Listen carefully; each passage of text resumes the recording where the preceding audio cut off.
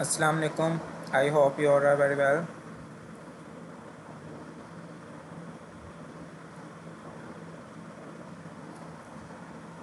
के हम स्टार्ट करते हैं। आज हम लोग एसक्यूएल के अंदर सबसे पहले जॉइंट्स देखेंगे कि जॉइंट्स किस तरह से इम्प्लीमेंट किए जाते हैं। जॉइंट्स का जो कॉन्सेप्ट हम लोगों ने अपनी पाइथन के अंदर पढ़ा था वही सेम एग्जैक्ट यहाँ पर हमारे पास इम्प्लीमेंट होता है। एसक्यूएल के अंदर के 3 या 4 तरह के जॉइंट्स का इस्तेमाल किया जाता है। इनर जॉइन, लेफ़्ट, राइट और क्रॉस जॉइन, और यहाँ पर एसक्यूएल के अंदर सेल्फ जॉइन का भी यूज़ होता है।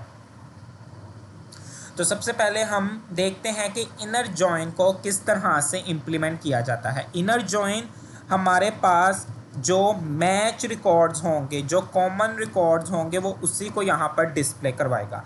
यानी दो मेरे पास टेबल्स हैं, उन दोनों के अंदर जो मेरे पास आईडीज़ मैच करेंगी उसी की बेस पर मेरे पास आउटपुट डिस्प्ले होगी। जिस तरह यहाँ पर मैंने सेलेक्ट कर लिया प्रोडक्ट्स वाले टेबल में से, मैंने प्रोडक्ट आईडी यहाँ पर ले ली। अब जब भी हम लोग जॉइंट्स का इम्प्लीमेंट करते हैं तो वहाँ पर जाहिर सी बात है हमारे पास 2 या 2 से ज़्यादा टेबल्स मौजूद होते हैं। तो फिर किस किस टेबल में से कौन कौन से कॉलम्स को हमने आउटपुट में डिस्प्ले करवाना है, तो उसके लिए हम ये मेथड का यूज़ करते हैं कि सबसे पहले हम टेबल नेम बताते हैं। टेबल नेम के बाद डॉट, फिर आगे उस टेबल के अंदर कॉलम नेम बताएंगे। तो यहाँ पर मैंने पहला जो है वो ले लिया, प्रोडक्ट आईडी ले ली, और उसके बाद सेकंड मेरे पास यहाँ पर टेबल है कैटेगरी का, बल्कि कैटेगरीज, उसमें से मैंने यहाँ पर ले लिया कैटेगरी नेम ले लिया। अब इसको मैंने किसके साथ ज्वाइन करवाना है वो यहाँ पर मैं बताऊँगा। फ्रॉम प्रोडक्ट्स, ये मैंने बता दिया कि मुझे प्रोडक्ट्स के साथ किसको इनर जॉइन करवाना है, तो यहाँ पर हम लिखेंगे फिर इनर जॉइन, और यहाँ पर सेकंड मेरा नेम होगा कैटेगरीज। यानी कि फर्स्ट टेबल मेरे पास यहाँ पर अब प्रोडक्ट्स का हो गया है और सेकंड टेबल मेरे पास यहाँ पर कैटेगरीज का है, और इन दोनों के दरमियान मैं इम्प्लीमेंट करूँगा इनर जॉइन। लेकिन किसकी बेस पर? तो यहाँ पर मुझे इन दोनों के अंदर जो कॉमन कॉलम होगा, यूनिक कॉलम होगा, उसकी बेस पर मुझे इन दोनों को ज्वाइन करवाना है। तो उसके लिए यहाँ पर फिर मैं लिखूँगा ऑन। अब ऑन में मेरे पास प्रोडक्ट वाले टेबल के अंदर कैटेगरी कॉलम यानी कि कैटेगरी आईडी वाला कॉलम मौजूद है। तो यहाँ पर मैं कहूँगा कि प्रोडक्ट्स वाले टेबल के अंदर जो कैटेगरी आईडीज़ हैं वो अगर मैच कर जाएं कैटेगरीज़ वाले टेबल के अंदर कैटेगरी आईडीज़ के साथ, तो फिर मुझे उनके रिकॉर्ड डिस्प्ले करवाने हैं। यानी कि फॉर एग्जांपल प्रोडक्ट वाले टेबल के अंदर कैटेगरी आईडी 1 मौजूद है, लेकिन कैटेगरीज वाले टेबल के अंदर कैटेगरी आईडी 1 मौजूद नहीं है, तो फिर इनर जॉइन में मुझे वो 1 वाला रिकॉर्ड डिस्प्ले नहीं होगा। लेकिन अगर प्रोडक्ट वाले टेबल के अंदर जो कैटेगरी आईडी का कॉलम होगा उसके अंदर अगर 2 वाला रिकॉर्ड मौजूद होगा, और कैटेगरीज वाले टेबल के अंदर कैटेगरी आईडी कॉलम में भी अगर 2 रिकॉर्ड मौजूद होगा, तो वो रिकॉर्ड मुझे डिस्प्ले होगा क्योंकि वो दोनों के अंदर मौजूद है। तो यहाँ पर हमारे पास ये देखें आउटपुट आ गई है।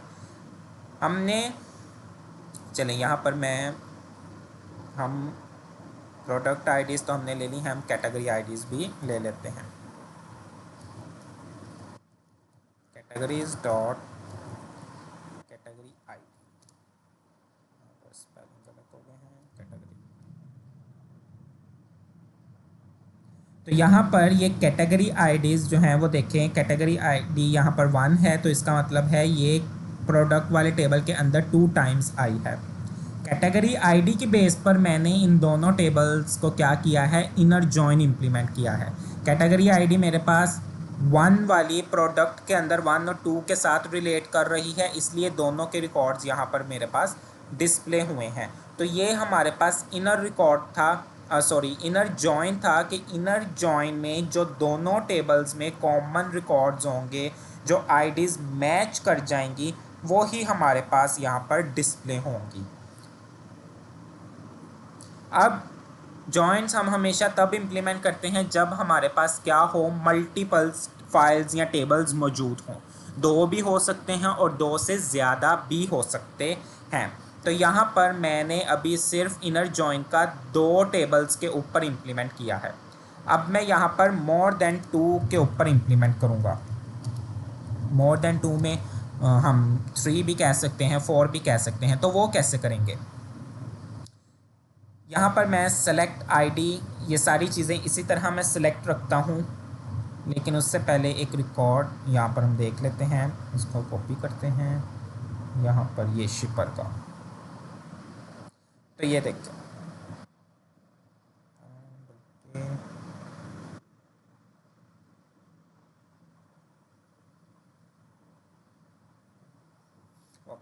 ये ऑर्डर्स वाले टेबल के अंदर हमारे पास शिपर आईडीज़ भी मौजूद हैं और इसी टेबल के अंदर हमारे पास कस्टमर आईडी भी मौजूद है। तो इसका मतलब है कि यहाँ पर ये ऑर्डर वाला टेबल एक हो गया, एक मेरे पास कस्टमर वाला टेबल हो गया और एक मेरे पास यहाँ पर शिपर आईडी का टेबल हो गया। अब ये 3 टेबल्स हो गए हैं। तो इन तीनों टेबल्स के ऊपर हम इनर जॉइन को अब इम्प्लीमेंट करेंगे। तो यहाँ पर ये मैं ले लेता हूँ, यहाँ पर हमारे पास आ जाएगा कस्टमर, उसमें से मैंने यहाँ पर ले लिया customer ID. Then second table हमारे पास यहाँ पर आ जाएगा ऑर्डर्स का, उसमें से हम ऑर्डर आईडीज़ ले लेंगे।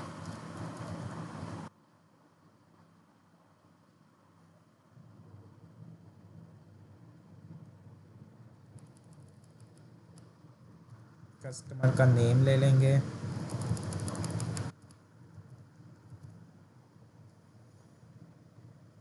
थर्ड टेबल हमारे पास यहाँ पर शिपर का है। शिपर यानी कि जिनके थ्रू ये ऑर्डर्स हमने कस्टमर के एड्रेस तक पहुँचाए हैं, तो वहाँ पर हमारे पास ये शिपर आ जाते हैं। तो यहाँ पर मैं शिपर का नेम ले लेता हूँ, जो भी हमने देखे थे एक्सप्रेस शिपर है हमारे पास। उसके बाद इसको अब सबसे पहले मैं इन सबको ज्वाइन करवाऊंगा ऑर्डर्स के साथ, क्योंकि ऑर्डर वाले टेबल के अंदर मेरे पास कस्टमर आईडीज़ भी मौजूद हैं, ऑर्डर आईडीज़ भी मौजूद हैं और शिपर की आईडीज़ भी मौजूद हैं। तो इसलिए सबसे पहले मैंने इसको इनर ज्वाइन करवा लिया ऑर्डर्स वाले टेबल को कस्टमर वाले टेबल के साथ। किस बेस पे? मेरे पास यहाँ पर मैं कह देता हूँ कि ऑर्डर्स वाले टेबल में जो कस्टमर आईडीज़ हैं अगर वो सेम होती हैं कस्टमर्स वाले टेबल में कस्टमर आईडीज़ के साथ। चलो पहले हम इसको इतना रन करके देखते हैं। ओके, यहाँ पर हमने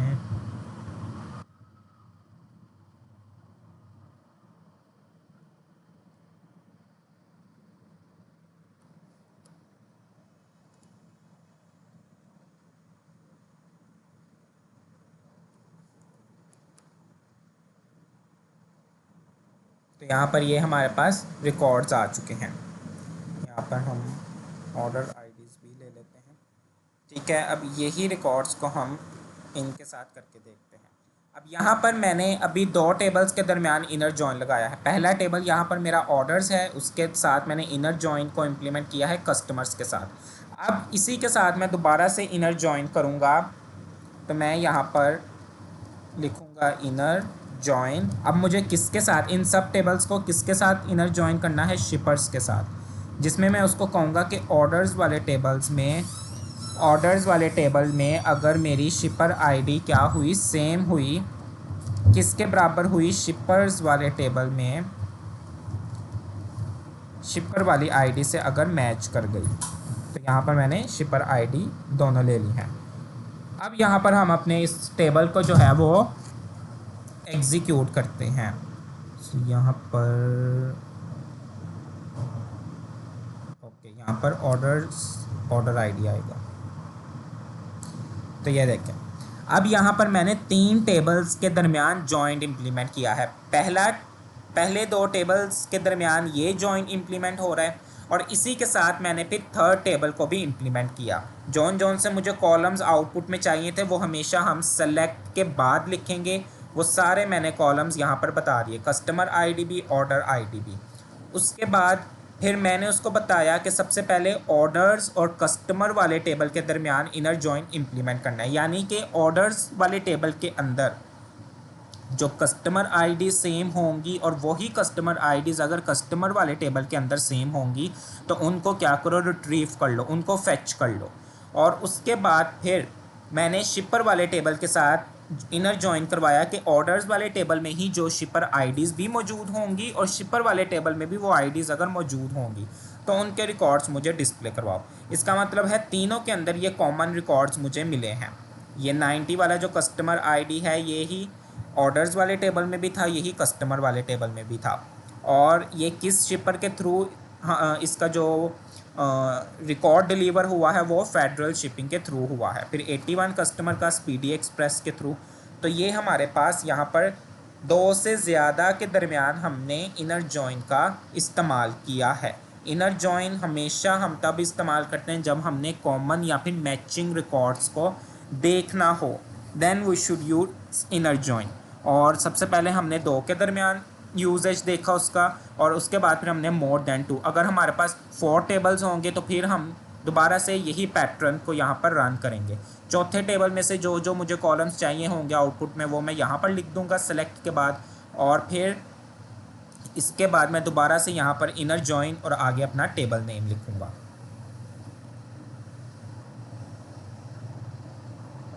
सो इज़ इट क्लियर?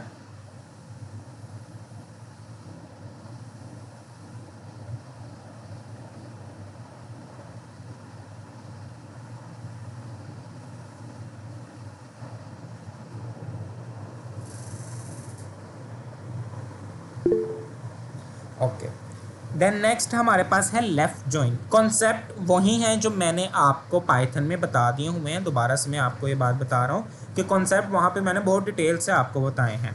फिर भी यहाँ पर हम इन क्यूरीज को देख रहे हैं किस तरह से कमांड्स को लिखना है। बाकी कॉन्सेप्ट यहाँ पर भी वही इम्प्लीमेंट होते हैं कि इनर में जो कॉमन रिकॉर्ड्स होंगे दोनों में मैच करते होंगे वही डिस्प्ले होंगे। लेफ़्ट जॉइन का इस्तेमाल जो फर्स्ट टेबल के तमाम तर रिकॉर्ड्स हमारे पास डिस्प्ले होंगे, लेकिन जो सेकंड टेबल होगा उसमें से सिर्फ मैचिंग रिकॉर्ड्स ही हमारे पास डिस्प्ले होंगे। ठीक है, तो ये हमारे पास लेफ़्ट टेबल का यहाँ पर इम्प्लीमेंट है।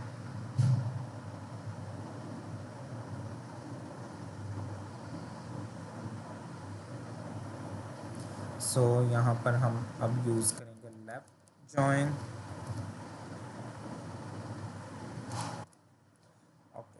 यहाँ पर हम इसी के ऊपर अगर लेफ़्ट जॉइन इम्प्लीमेंट करें तो कस्टमर नेम हम ले लेते हैं और ऑर्डर्स नेम, यहाँ पर हम इसको रिमूव कर देते हैं।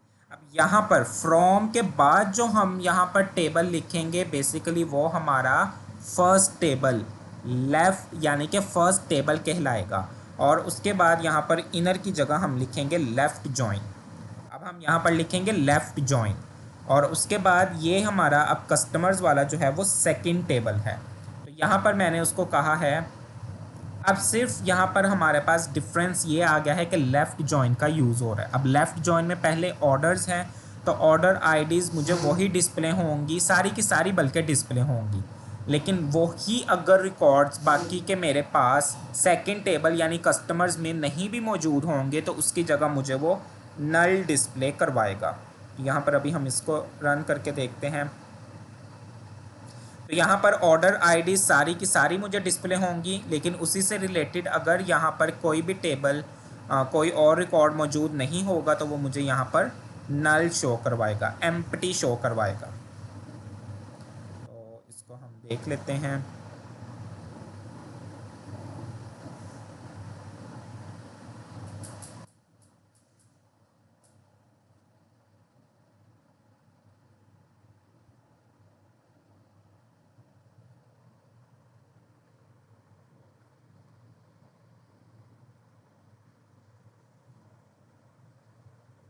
कोई हम यहाँ पर देख लेते हैं कि क्या कोई रिकॉर्ड एम्प्टी है हमारे पास।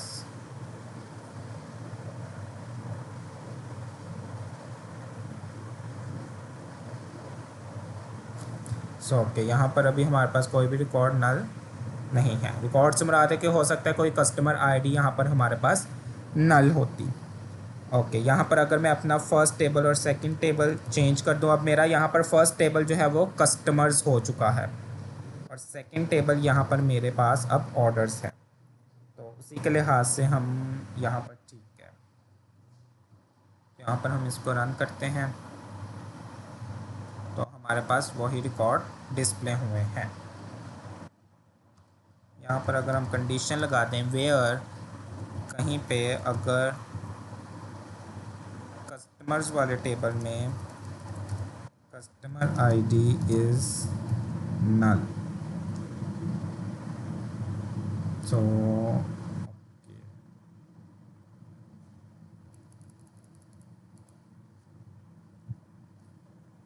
ठीक है, यहाँ पर हमारे पास जो है वो कोई भी रिकॉर्ड नल नहीं है। तो लेफ़्ट जॉइन का जो हमारे पास यूजेज है वो यही है कि फर्स्ट टेबल के सारे रिकॉर्ड डिस्प्ले होंगे। तो यहाँ पर फर्स्ट टेबल अब कस्टमर का बन चुका है, तो कस्टमर में से जितने भी कॉलम्स मुझे यहाँ पर चाहिए थे वो सारे के सारे डिस्प्ले होंगे, फिर वो चाहे नल हो या नल ना हो। Customer IDs sorry order IDs हो सकता है कि यहाँ पर अब मुझे कोई नल डिस्प्ले हो जाए, कि हो सकता है ये देखें यहाँ पर अब मेरे पास ये ऑर्डर आईडी नल नहीं है। पहले क्यों नहीं थी ये नल आई? क्योंकि पहले मेरे पास जो फर्स्ट टेबल था वो ऑर्डर्स का था, तो उसमें से मुझे वही रिकॉर्ड डिस्प्ले होंगे जो मैच करते होंगे। तो यहाँ पर अब मेरे पास ये ऑर्डर आईडीज़ नल है, क्योंकि ऑर्डर्स वाला टेबल अब मेरा सेकंड है। तो सेकंड में चाहे कोई नल हो या ना नल हो, वो रिकॉर्ड यहाँ पर डिस्प्ले करवाएगा ही करवाएगा। तो ये हमारे पास यहाँ पर लेफ़्ट जॉइन का यूजेज था। और इसी के साथ साथ बल्कि हमने राइट जॉइन का भी यूज़ देख लिया है कि राइट जॉइन में मुझे तमाम तर रिकॉर्ड्स डिस्प्ले करवाएगा, फिर वो चाहे नल हो या नल ना हो, जिसमें यहाँ पर मेरे पास राइट जॉइन अब ऑर्डर्स का है। तो यहाँ पर मैं इसको राइट जॉइन कर लेते हैं। तो राइट जॉइन में अब देखें पहले 832 थे, अब 830 रिकॉर्ड डिस्प्ले करवा रहा है। तो हो सकता है वो दोनों जो नल रिकॉर्ड्स थे वो अब यहाँ पर हमें शो ना हो, क्योंकि अब राइट में मेरा सेकंड जो टेबल है वो ऑर्डर्स वाला है। तो इसलिए उसने यहाँ पर अभी हमें कोई भी नल रिकॉर्ड डिस्प्ले नहीं करवाया। सो ये हमारे पास यहाँ पर यूज़ होते हैं लेफ़्ट जॉइन, राइट जॉइन और इनर जॉइन। सिर्फ यहाँ पर क्यूरीज लिखने का जो कमांड्स को राइट करने का मेथड डिफरेंट है, बाकी जो कॉन्सेप्ट है वो बिल्कुल सेम एग्जैक्ट है जो हम पहले प्रीवियस एडिटर या फिर अपने टॉपिक्स में पढ़ चुके हैं।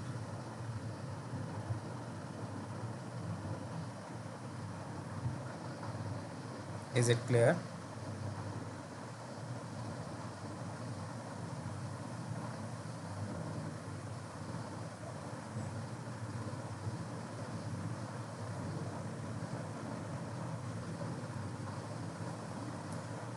नेक्स्ट है हमारे पास क्रॉस जॉइन।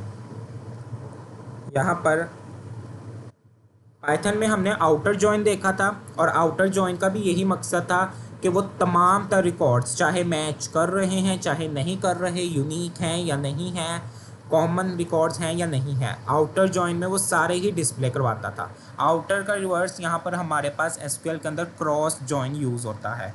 क्रॉस में वो तमाम तर रिकॉर्ड्स हमें डिस्प्ले करवाएगा, चाहे वो दोनों टेबल्स में मैच रिकॉर्ड्स करते हों या ना करते हों, वो हमें सारे के सारे रिकॉर्ड्स डिस्प्ले करवाएगा। और सेकंड क्रॉस में हम विदाउट ये कंडीशन स्पेसिफाई किए भी क्रॉस जॉइन को इम्प्लीमेंट कर सकते हैं। तो इसको सबसे पहले हम इसी तरह से इम्प्लीमेंट करते हैं।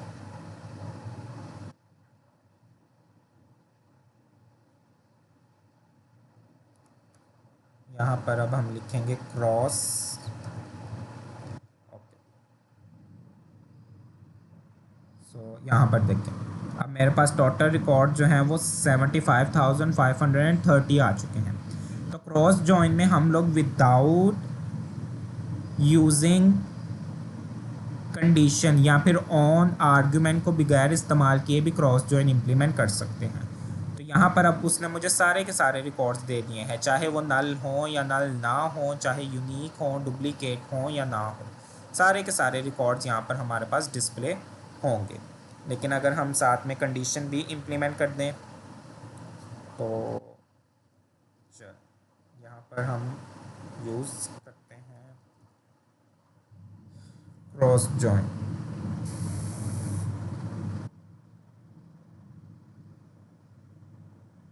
तो अब यहाँ पर मेरे पास 830 रिकॉर्ड्स आ चुके हैं, बट यहाँ पर हम वेयर का यूज़ करेंगे। ओके, यहाँ पर आप देखें मेरे पास, अब यहाँ पर चूंकि मैंने कंडीशन स्पेसिफाइड कर दी है, यानी कि ये कह सकते हैं कि क्रॉस जॉइन के अंदर मैंने इनर जॉइन का मेथड इंप्लीमेंट कर दिया, क्योंकि क्रॉस जॉइन में जहाँ पर भी हम ऑन का या वेयर का यूज़ करेंगे तो बेसिकली वो इनर जॉइन की तरह ही रिएक्ट करेगा। इसलिए सबसे पहले मैंने विदाउट यूजिंग ऑन का आपको क्रॉस जॉइन का इस्तेमाल दिखाया, और अब मैंने साथ में फिर कंडीशन भी लगा दी, वो चाहे ऑन की आप लगाएं, वो चाहे फिर आप वेयर लगा दें, तो वहाँ पर फिर क्रॉस जॉइन के अंदर ही वो एक तरह का इनर जॉइन की तरह काम करेगा। तो जब भी हमने अपने तमाम तर रिकॉर्ड्स दोनों टेबल्स के कंबाइन करके चेक करने हों, जिसमें हमने कंडीशन ना इम्प्लीमेंट करनी हो, जिसमें हमें यूनिकनेस ना चाहिए हो, मैचिंग रिकॉर्ड्स ना चाहिए हो, तो फिर हम क्रॉस जॉइन का इस्तेमाल करते हैं। क्लियर?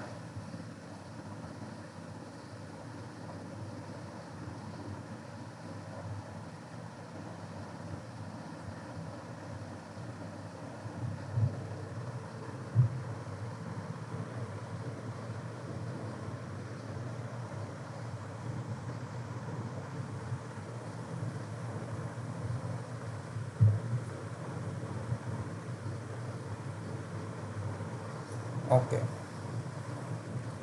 तो ये मोस्टली जो चार जॉइंट्स अभी तक हमने देखे हैं, inner, left join, right join और क्रॉस जॉइन, सबसे ज़्यादा जो यूज़ होता है वो इनर जॉइन होता है, कि जब हमने कॉमन रिकॉर्ड्स को देखना हो, जिसमें फिर नल वैल्यूज़ ऑटोमेटिकली इग्नोर हो जाती हैं। लास्ट है अब हमारे पास सेल्फ जॉइन। अब सेल्फ का क्या मतलब है? खुद, ठीक है ना, यानी कि खुद में। तो सेल्फ जॉइन में ये एक ऐसा हमारे पास जॉइन यूज़ होता है जो एक ही टेबल को हम उसी के साथ क्या करते हैं, जॉइन कर देते हैं, इम्प्लीमेंट करते हैं। यानी कि इसमें एक ही टेबल दो अलग अलग तरह से काम करता है, जिसका यहाँ पर हम इम्प्लीमेंट करने से इसको हम समझते हैं।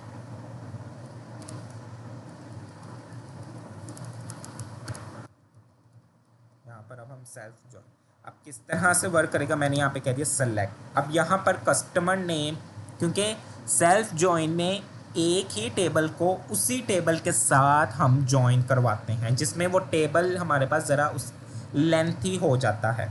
तो यहाँ पर मैंने क्या काम किया, मैंने यहाँ पर मैं यहाँ पर ए ले लेता हूँ, चलें, ए डॉट डॉट के बाद यहाँ पर मैंने कस्टमर आईडी बता दी। अब मैं इस कस्टमर वाले टेबल को ही उसी टेबल के साथ ज्वाइन कर रहा हूँ। तो यहाँ पर मेरे पास जो ए है वो ए बी इटसेल्फ मेरे पास यहाँ पर कस्टमर टेबल ही है, यानी कस्टमर वाले टेबल को मैंने ए का नाम दे दिया यहाँ पर, और एक और मैं यहाँ पर बी नाम ले लूँगा, और बी वाला भी बेसिकली मेरे पास कस्टमर वाला टेबल ही होगा। यानी कि ये कह सकता हूँ कि मैंने इस एक ही टेबल को दो अलग अलग नाम दे दिए, ए और बी।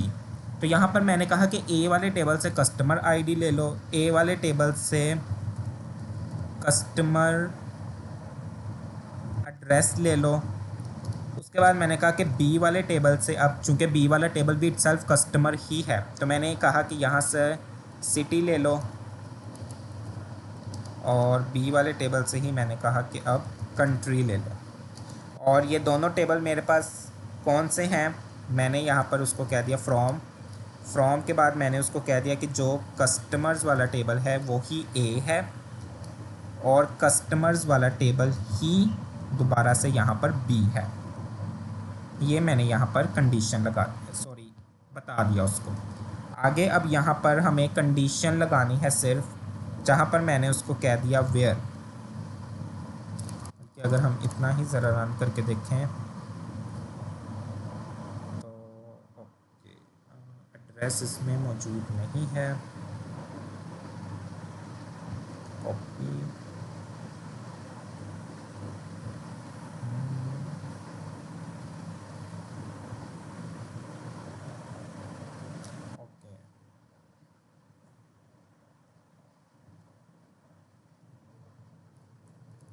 कस्टमर नहीं, सिर्फ एड्रेस। तो यहाँ पर देखें, ये मेरे पास सारे के सारे रिकॉर्ड्स यहाँ पर आउटपुट में डिस्प्ले हो गए हैं। अभी मैंने कोई इसमें कंडीशन को इम्प्लीमेंट नहीं किया।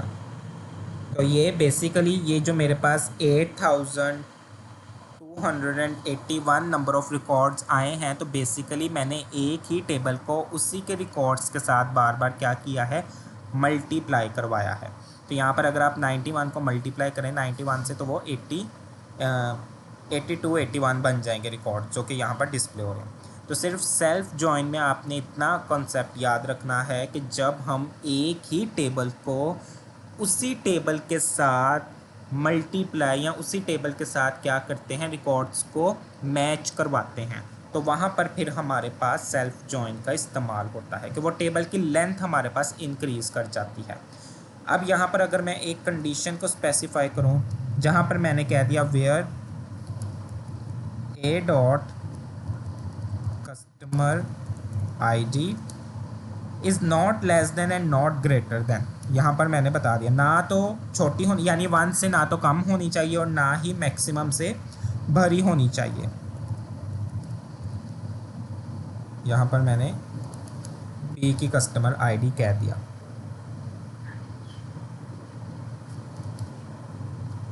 चलो यहाँ पर अभी अगर हम इसको इम्प्लीमेंट करके देखें, तो यहाँ पर अब मेरे पास रिकॉर्ड्स कितने हो चुके हैं, 90 रिकॉर्ड्स हो चुके हैं। तो यहाँ पर अब 1 वाला मेरे पास यहाँ पर रिकॉर्ड नहीं है मौजूद, लेकिन मैक्सिमम रिकॉर्ड उससे ज़्यादा का ज़रूर होगा।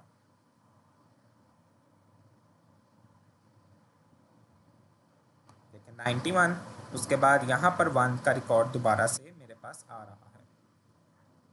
तो यहाँ पर क्या काम किया है कि जो मेरे पास 1 वाला रिकॉर्ड है, वो अगर मेरे कस्टमर वाले टेबल में 1 ID एक ही बार है, तो वो 1 ID 91 टाइम्स हर रिकॉर्ड के साथ क्या होगी, मिल जाएगी। उसके बाद 2 वाला जो रिकॉर्ड होगा वो हर रिकॉर्ड के साथ क्या करेगा, मिल जाएगा, मैच कर लेगा खुद को। तो यहाँ पर सेल्फ जॉइन का मतलब है कि एक ही टेबल है, उसको हमने 2 अलग अलग नाम दे दिए। 2 अलग अलग नाम देने के बाद हमने उनके दरमियान जॉइन को इम्प्लीमेंट किया, तो ये जॉइन सेल्फ कहलाता है। यहाँ पर हम लोग SELF सेल्फ जॉइन नहीं यूज़ करेंगे, बल्कि इस तरह का हम लोग मेथड यूज़ करते हैं कि जब छोटा सा टेबल हमारे पास मौजूद हो और उसको हमने लेंथी करना हो, तो फिर हम यहाँ पर सेल्फ जॉइन को इस्तेमाल करते हैं। यहाँ पर हम कह देते हैं order by A dot customer ID। तो यहाँ पर देखें, अब मेरे पास ये AA वाले जो कस्टमर ID है AA, ये मेरे पास यहाँ पर 90 टाइम्स तो मौजूद होगी, देन फिर 2 देन 3 तो ये हमारे पास यहाँ पर सेल्फ जॉइन का यूजेज है। इज़ इट क्लियर कि सेल्फ जॉइन जो खुद ही अपने ही टेबल को वो खुद के साथ क्या कर ले, यूज़ कर ले। जहाँ पर आप सिर्फ एक ही टेबल को क्या करते हो, उसके रिकॉर्ड्स को और ज़्यादा इंक्रीज़ करने की आप कोशिश करते हो, ठीक है। और जिस तरह की इसकी एग्जांपल में मैंने सबसे पहले बताया कि हमारे पास जॉइंट्स में सबसे ज़्यादा जो यूज़ होता है वो इनर जॉइन ही यूज़ होता है।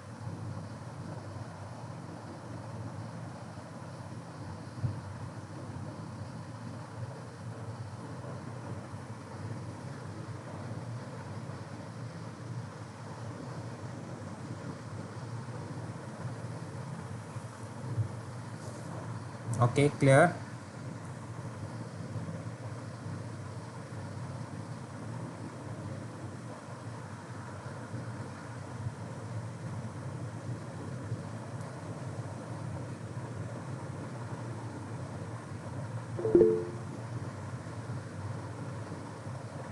ओके,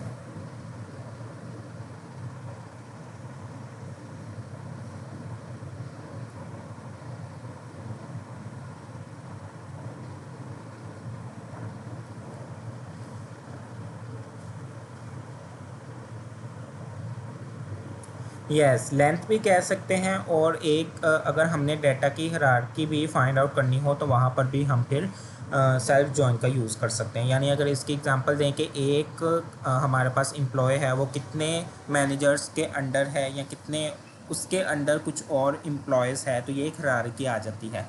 तो वहाँ पर फिर हम सेल्फ जॉइन का यूज़ कर सकते हैं कि वो एक टाइम पे एक ही पर्सन को एलोकेट करेगा। यानी एक पर्सन के अंडर कितने लोग होंगे, वो फिर सबका रिकॉर्ड 1 बाय 1 हमें आउटपुट में डिस्प्ले करवाएगा। तो यहाँ पर हम सेल्फ जॉइन का भी यूज़ कर सकते हैं।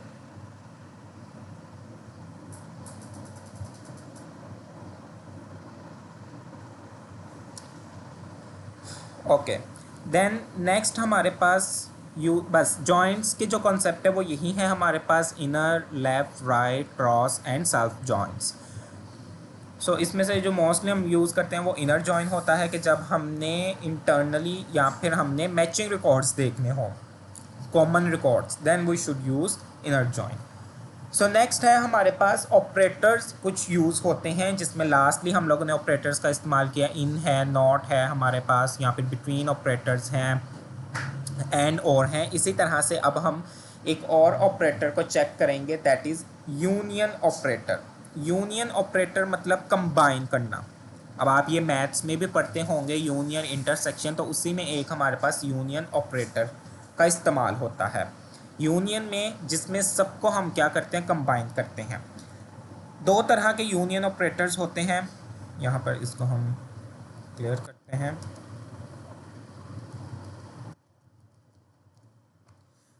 ओके, जो हमारे पास यूनियन ऑपरेटर होता है उसमें जो डुप्लीकेट रोज होती हैं वो क्या हो जाती हैं, रिमूव हो जाती हैं, इग्नोर हो जाती हैं। तो ये हमारे पास यूनियन ऑपरेटर का इस्तेमाल होता है। यानी कि जब हमारे पास मोर देन 2 या मोर देन 1 हमारे पास सेलेक्ट स्टेटमेंट्स हों तो फिर हम यूनियन का इस्तेमाल करते हैं। ठीक है, यानी कि अगर मैं और ज़्यादा आसान अल्फाज में कहूँ कि हमारे पास मल्टीपल्स कमांड्स हैं, हमने क्यूरीज लिखी हैं, उनको हमने मर्ज करना है, तो फिर वहाँ पर हम यूनियन या फिर यूनियन ऑल का इस्तेमाल करते हैं। तो यूनियन में जो डुप्लीकेशंस होती हैं वो ऑटोमेटिकली रिमूव हो जाती हैं, लेकिन जो यूनियन ऑल ऑपरेटर होता है उसके अंदर डुप्लीकेशन अलाउ होती है। यानी अगर एक रिकॉर्ड मल्टीपल्स टाइम आया है तो यूनियन ऑपरेटर में वो रिमूव हो जाएगा, वो एक ही बार एग्जिस्ट करेगा। तो यहाँ पर मैं एक सिंपल सी एग्जांपल लेता हूँ कि मैंने यहाँ पर सिलेक्ट कर लिया सिटी। अब सिलेक्ट कहाँ से कर लिया सिटी मैंने, क्योंकि मेरे कस्टमर्स वाले टेबल के अंदर सिटी मौजूद है। उसको मैंने यूनियन करवाया किसके साथ, अब मेरे पास एक और सेलेक्ट स्टेटमेंट होगी। सेकंड मैंने ये ले ली है यहाँ पर सिलेक्ट स्टेटमेंट सिटी, लेकिन किस टेबल से मैंने ली है, दैट इज़ फ्रॉम सप्लायर, क्योंकि वो मेरे सप्लायर वाले टेबल के अंदर वो मेरे पास मौजूद है।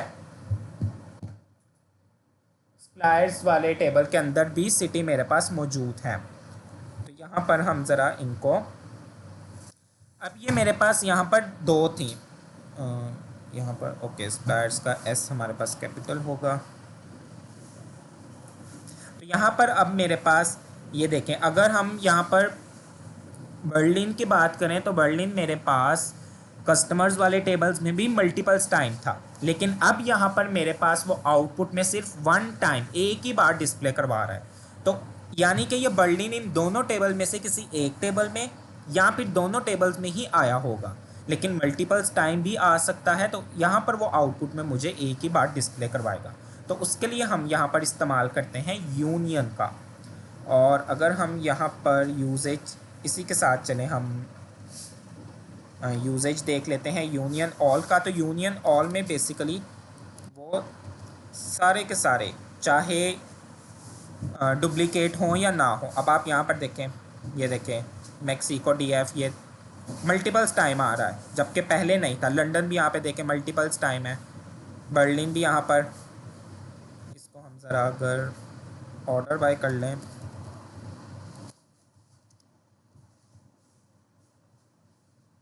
सो ओके यहाँ पर ऑर्डर बाय सिटी, वैसे इसको हो जाना चाहिए लेकिन चलें, यहाँ पर ये नहीं हो रहा। बट डिफरेंस दोनों में आपको जो है वो क्लियर हो चुका होगा कि यूनियन ऑपरेटर में जब हम इन दोनों ऑपरेटर्स का मोस्टली तब ही इस्तेमाल करते हैं जब हमारे पास सिलेक्ट स्टेटमेंट ज़्यादा हो, और फिर उसमें भी हमने डुप्लीकेशन को रिमूव करना हो तो फिर हम किसका इस्तेमाल करते हैं, यूनियन ऑपरेटर का इस्तेमाल करते हैं। लेकिन इसी के साथ हम यहाँ पर कंडीशन भी इम्प्लीमेंट कर सकते हैं, कंडीशन भी बिल्ड कर सकते हैं।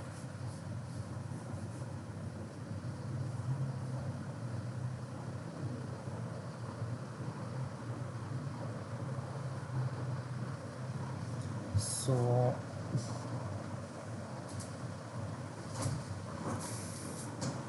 वेट,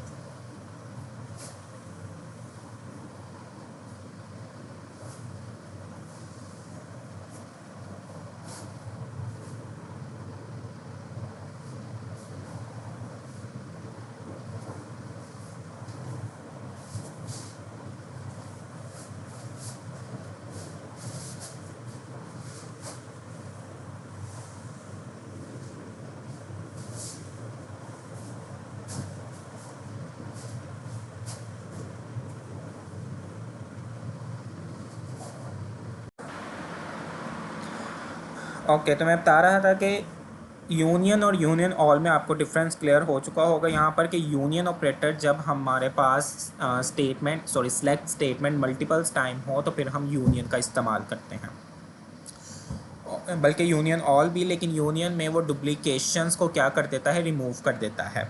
और इसी तरह यूनियन ऑल में भी हम लोग मल्टीपल्स जब सिलेक्ट स्टेटमेंट्स हो तो उसका इस्तेमाल करते हैं। उसके साथ भी वो क्या करता है कि यूनियन ऑल में वो डुप्लीकेशंस को रिमूव नहीं करता।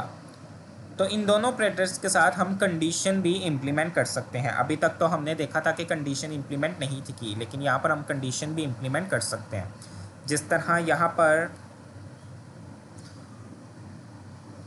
चलें, यहाँ पर मैं ले लेता हूँ कि जिसका जो कंट्री है, बल्कि पहले हम वेयर का इस्तेमाल करेंगे, where country, where country equal हो, मैंने यहाँ पर कह दिया कि कंट्री होनी चाहिए यूके। ठीक है, यहाँ पर मैंने लिख दिया है कि कंट्री हो यूके की। और यहाँ पर भी फिर हमें, अगर हम कंडीशन एक पे इम्प्लीमेंट कर रहे हैं तो कंडीशन हमें दूसरी पे भी इम्प्लीमेंट करनी पड़ेगी। मैंने यहाँ पर भी कंट्री क्या कह दी है कि यहाँ पर भी कंट्री मेरी होनी चाहिए यूके की। तो अब यूके के जो सिटीज़ होंगे सिर्फ वो ही हमारे पास यहाँ पर वो डिस्प्ले करवाएगा। तो यूनियन ऑल में देखें लंदन लंदन काउस है, लंदन लंदन और मैनचेस्टर है। तो देखें लंदन लंदन यहाँ पर मल्टीपल्स टाइम रिपीट हो रहा है, क्योंकि मैंने यहाँ पर कौन सा ऑपरेटर इस्तेमाल किया है, यूनियन ऑल का। अगर मैं यहाँ पर यूनियन ही इस्तेमाल करूँ तो वो सिर्फ मुझे कंट्री यूके का बताएगा कि आपके पास लंदन काउस और मैनचेस्टर और लंडोना आपके पास मौजूद है। तो यूनियन में वो क्या करेगा, सिर्फ यूनिकनेस मुझे आउटपुट में डिस्प्ले करवाएगा। देन यहाँ पर अगर मल्टीपल्स कंट्री देनी है तो फिर हम यहाँ पर इन ऑपरेटर का इस्तेमाल कर लेते हैं, और इनके बाद यहाँ पर हम बता देते हैं यूके। सेकंड में यहाँ पर जर्मनी, अगर ये फॉलो हो जाए।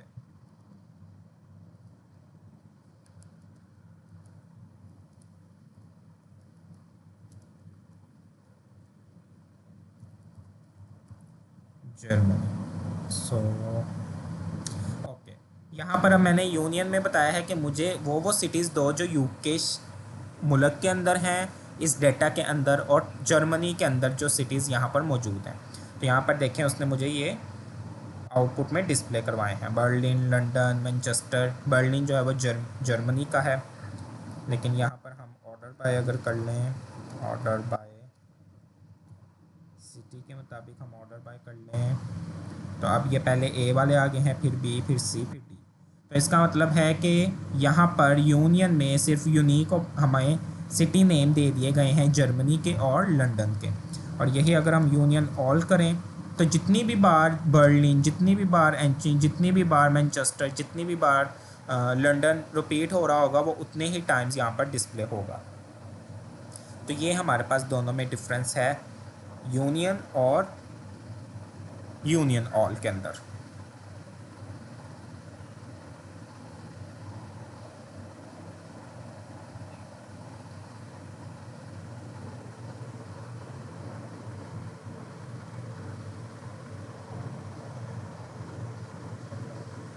क्लियर?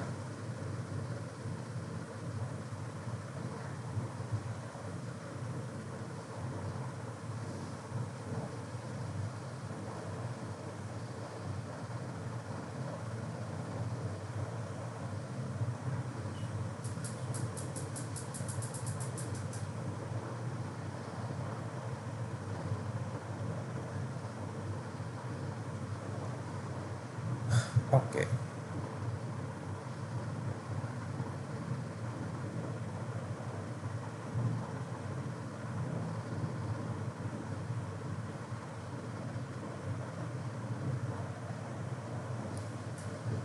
सो के ये हमारे पास आज के जो हैं वो मेथड्स थे कि किस तरह से इनका हम लोग इम्प्लीमेंट करते हैं।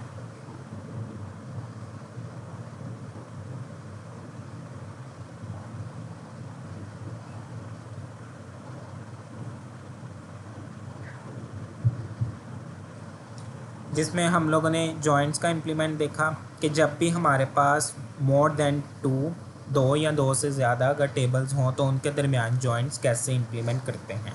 और लाजमी नहीं है कि हर टेबल के ऊपर या हर बार हमने या फिर हमेशा ऑलवेज़ हमने सारे ही जॉइंट्स को इम्प्लीमेंट करना है। अकॉर्डिंग टू सिनेरियोज़, अगर हमें यूनिक रिकॉर्ड्स यानी कि अगर हमने मैचिंग रिकॉर्ड्स, कॉमन रिकॉर्ड्स देखने हैं तो दैन डेफिनेटली हम फिर इनर जॉइंट का इस्तेमाल करते हैं। अगर हमने तमाम तर रिकॉर्ड्स देखने हैं तो फिर हम टेबल्स के अकॉर्डिंग तो उसमें क्रॉस भी यूज़ करेंगे, फिर हम लोग लेफ़्ट राइट का भी इस्तेमाल हम लोग करेंगे।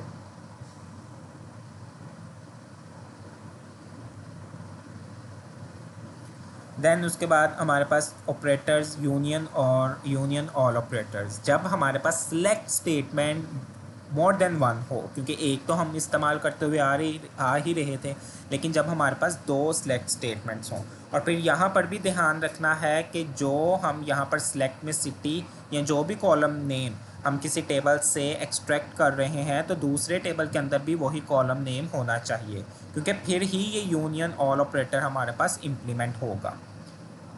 जिस तरह मैंने अगर कस्टमर वाले टेबल से सिटी लिया है तो वो बाकी टेबल्स के अंदर भी सिटी वाला कॉलम होना चाहिए, फिर ही हमारे पास वो क्या है यूज़ होंगे, वो जो यूनियन ऑपरेटर है वो इम्प्लीमेंट होगा, जिसमें यूनियन में वो डुप्लीकेशंस को रिमूव कर देता है और यूनियन ऑल में डुप्लीकेशन अलाउ होती है, बाकी सारा पैटर्न सेम ही है।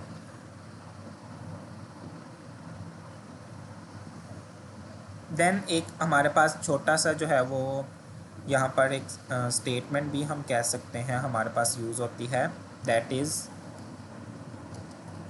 Case statement. केस स्टेटमेंट का यहाँ पर अगर मैं आपको बताऊँ तो जिस तरह से हमने पाइथन के अंदर एक नया कॉलम क्रिएट करना था, लेकिन वो कॉलम हमने अपनी कंडीशन के पर्सपेक्टिव क्रिएट करना था। कंडीशन के अकॉर्डिंग अगर हमने कुछ स्टेटमेंट्स प्रिंट करवानी थी तो वहाँ पर हमने np.select का लास्ट टाइम यूज़ किया था, लेकिन यहाँ पर हम लोग केस स्टेटमेंट का यूज़ करते हैं।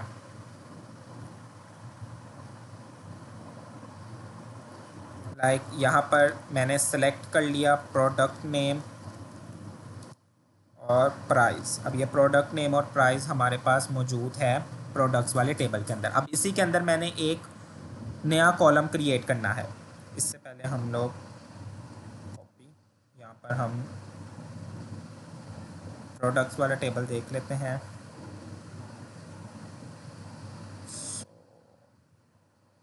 तो ये देखिए यहाँ पर ये मेरे पास प्राइस है। अब इस प्राइस के मुताबिक मुझे क्या करना है, कैटेगराइज करना है, मुझे लेबलिंग देनी है कि अगर मेरी प्राइस जो है वो 18 है तो 18 पे जितने भी 18 वाली प्राइस वाले रिकॉर्ड्स होंगे उनके आगे नया कॉलम क्रिएट कर देना और वहाँ पर लो लिख देना। अगर 50 है तो फिर वहाँ पर हाई लिख देना। तो इस तरह से जब हमने लेबलिंग करनी हो तो एसक्यूएल के अंदर हम केस स्टेटमेंट का यूज़ करते हैं। अच्छा, ये हो सकता है कि ये जो केस स्टेटमेंट वाला मेथड है वो यहाँ पर इम्प्लीमेंट ना हो, क्योंकि वो हमारे पास जो वर्जन्स पे डिपेंड करता है कि वर्जन 4.0 है या 4 अपग्रेड है, तो उसी के लिहाज से हमारे पास हो सकता है कि वो काम करे। लेकिन यहाँ पर हम उसका मेथड देख लेते हैं कि कैसे वो इम्प्लीमेंट होता है। यहाँ पर मैंने ये सारे कॉलम ले लिए। उसके बाद यहाँ पर हम लिखेंगे केस। केस के बाद व्हेन, जब, चूँकि प्राइस के अकॉर्डिंग हमने चलना है तो मैंने यहाँ पे कह दिया अगर प्राइस लेस देन है 25 के, देन फिर क्या प्रिंट करवाओ, लो। मैंने यहाँ पे कह दिया लो कॉस्ट। अब ये मेरी एक कंडीशन या एक स्टेटमेंट हो गई है। नेक्स्ट अगर और भी है तो मैंने कहा व्हेन प्राइस, यहाँ पर मैंने कह दिया ग्रेटर देन, बल्कि लेस देन, ठीक है। यहाँ पर मैंने कह दिया, बल्कि यहाँ पर हम फिर ग्रेटर देन इक्वल टू, अगर वो प्राइस होगी, बल्कि यहाँ पर हम बिटवीन ऑपरेटर का यूज़ करते हैं। अगर प्राइस होगी बिटवीन 26 एंड, क्योंकि दोनों कंडीशन मुझे फुलफिल चाहिए, 26 एंड 60 के अगर दरमियान होगी प्राइस, तो फिर यहाँ पर लिख देना गुड कॉस्ट, बल्कि चले मीडियम कॉस्ट, या फिर एवरेज कॉस्ट। अगर नहीं तो फिर यहाँ पर मैंने कह दिया एल्स, अगर इससे भी कोई ज़्यादा की कॉस्ट हुई तो फिर मैंने यहाँ पे कह देना हाई कॉस्ट। तो बेसिकली ये इफ़ एल्स की तरह ही एक तरह का काम है कि मैंने कहा कि अगर मेरी प्राइस जो है वो 25 से कम होगी तो फिर नया कॉलम जो क्रिएट करना है वहाँ पे लिख देना लो कॉस्ट। अगर 25 से ज़्यादा है तो उसके लिए ये सेकंड कंडीशन है। फिर वो चेक करेगा कि अगर 26 और 60 के दरमियान प्राइस आ रही है, यानी वो 40 हो सकती है, 55 हो सकती हैं, तो फिर एवरेज कॉस्ट डिस्प्ले करवा देना। और अगर 60 से भी कुछ ज़्यादा होंगी, 70 होंगी, 75 होंगी, या फिर 100 होगी, तो फिर उसकी जगह हाई कॉस्ट लिख देना। और यहीं पे मैंने इसको कह दिया कि अब ये मेरा जो केस स्टेटमेंट है उसको एंड कर दो। यहाँ पर एंड किया। अब जो मैंने नया कॉलम क्रिएट करना है वो हम यहाँ पर लिखेंगे एज, और यहाँ पर मैंने लिख दिया category wise underscore price, category wise underscore price. किस टेबल के अंदर, वो मैंने बता दिया प्रोडक्ट्स। तो यहाँ पर ये रन तो नहीं होगा क्योंकि इसकी हमें इजाज़त नहीं है, लेकिन चलें ये रन हो चुका है। तो ये देखें 18 प्राइस है, 19 है, 10 है, 22 है, 21 है। तो यहाँ पर देखें मेरे पास क्या लिखा हुआ आ गया है, लो कॉस्ट। और बाकी यहाँ पर अगर 30 है, 40 है, तो वहाँ पर एवरेज कॉस्ट। ये 25 पे, ओके, यहाँ पर 25 की कैटेगरी चूँकि इसके अंदर रिलायबल नहीं है ना, इसके अंदर है, मैंने यहाँ पर लेस देन कहा है, इक्वल नहीं कहा। और यहाँ पर भी मैंने फिर 26 से 60 कहा है।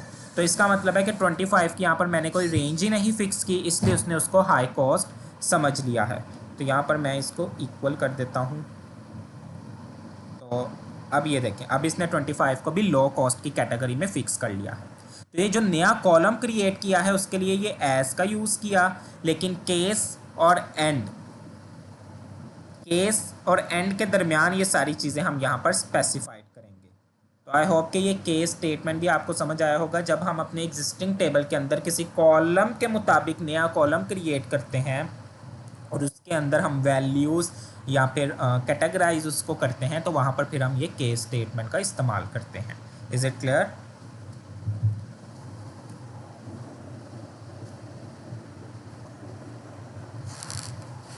सो कि अगर कोई क्वेश्चन फर्दर है तो पूछ लें, अदरवाइज़ आज का टॉपिक हम यहीं पे अपनी क्लास को एंड करते हैं। नेक्स्ट क्लास में इंशाल्लाह हम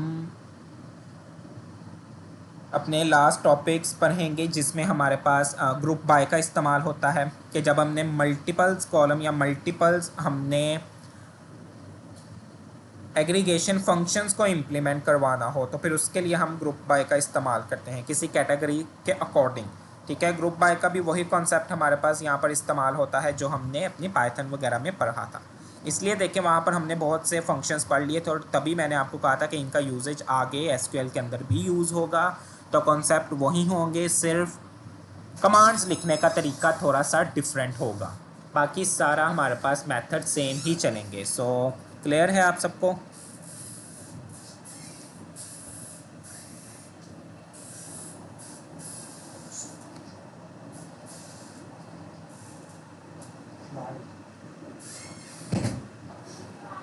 सो ओके, क्लियर है आप सब? ओके, सो फिर हम अपनी क्लास यहीं पे एंड करते हैं। Thank you so much for hearing. Practice की बस आपको अब ज़रूरत पड़ेगी। अगर आपको कॉन्सेप्ट सारे क्लियर हैं तो बाकी जिस तरह के स्नैरियोज़ या क्वेश्चन आपकी प्रॉब्लम होंगी उसी के मुताबिक आप उसको सॉल्व करेंगे।